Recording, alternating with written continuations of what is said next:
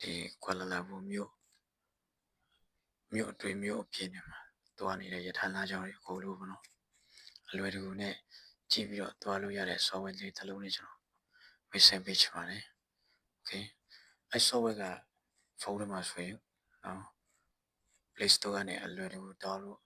ရတယ်လို့အဲ Chrome browser နဲ့တောင်းလို့လည်းရပါတယ် okay ဒီမှာတော့ကျွန်တော် Chrome browser နဲ့ Google Chrome နဲ့ကျွန်တော်သွားပြီးမယ်နော် okay software ကတော့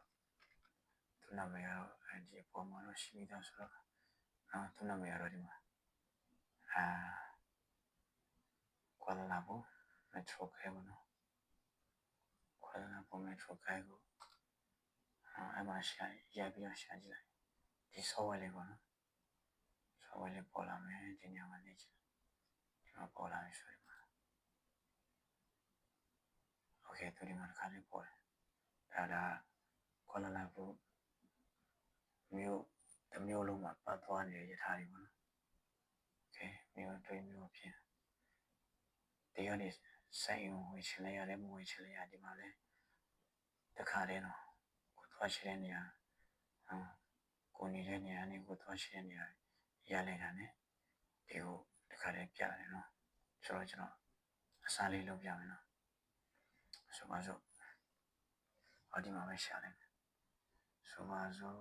KSF frame ကနေ KSF frame ကနေဒီဝါစာ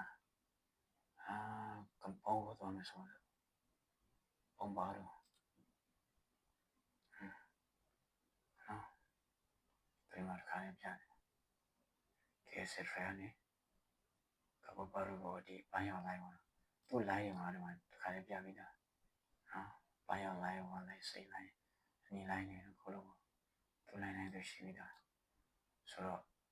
okay ဒီကိုဒါလေးကိုချိန်ပြီးသွားလိုက်ရုံပဲဆိုတော့နောက်တစ်နေရာသွားချင်မယ်နော်ကိုသွားချင်တဲ့နေရာ KSF frame ကနေ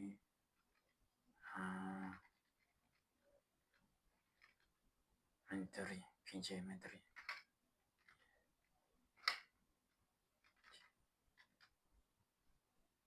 okay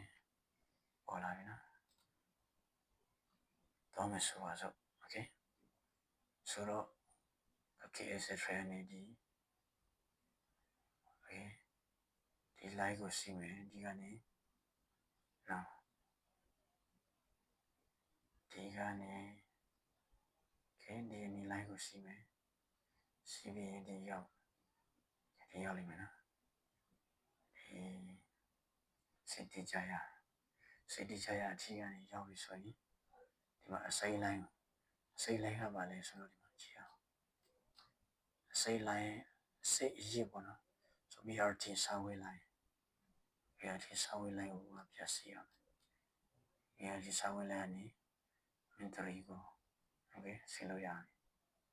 okay နော်ဆိုတော့